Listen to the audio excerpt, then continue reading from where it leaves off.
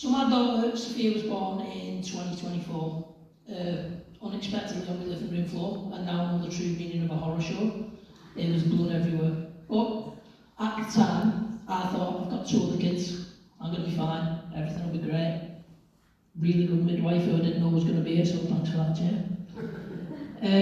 But at the time, it was unexpected, and I remember my partner was rushed off to hospital, and I was left sat in the living room with blood all over my carpet, staring at the wall, thinking, what do we do now? Fast forward, Anna comes home, I think, yeah, going to be super dad, going to be easy, 2 other kids, be great. Slowly begun to realise that's not the case. Spending nights sat downstairs, staring at a wall, wondering what I could do. Was I good enough? Was I going to be able to cope? And a lovely midwife came round to my house and said, there's a service called Dad Matters, and Anna sat there, staring at me going, go, you need help. And I'm going, no, I'm fine, I'm not going, don't need help. So, got forced to go to Starbucks, and told to sit in a booth, and I'm waiting for a nice professional man to walk in a suit to tell me that I've got severe problems and that I really do need to talk. And lo and behold, a bleach blonde, bleach beard, middle of December, in a pair of shorts, walks in and I'm going, he's going to help. Probably going to be me helping him here. And I will admit, he's never bought a drink. Once. It's been the most expensive therapy in my life.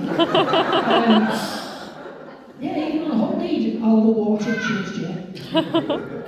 But we sat opposite each other.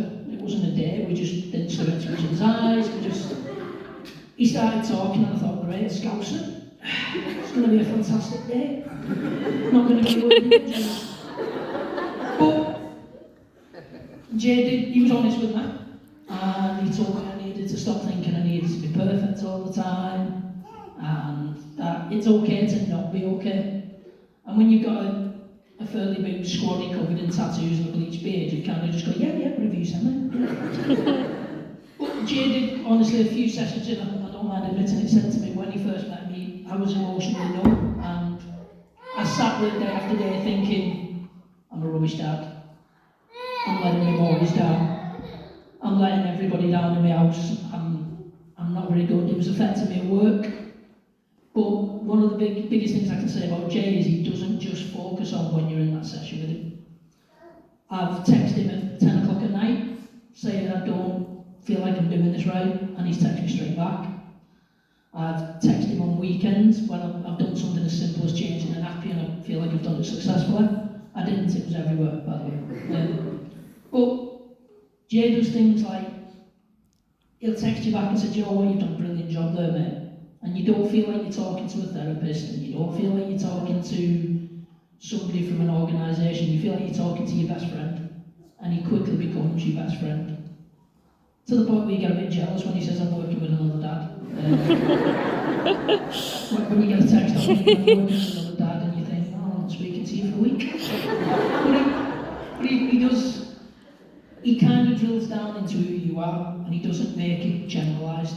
And he does do a special job, and I think if I'd have had it 5 years ago, I'd have been in a better place, but I am in a place now where I do feel confident as a dad, and I've still kept his number in case I don't. So, I just want to say thank you to Jay. Thank you for all the times one day he picked me up from the wrong Starbucks because Uber kicked me out and drove me to the right Starbucks, and still didn't buy a drink. But he has done that, and he doesn't just share your life, he shares his life with you, so it feels personal. So I just want to say thank you to Jay, and thank you for asking me to come here today.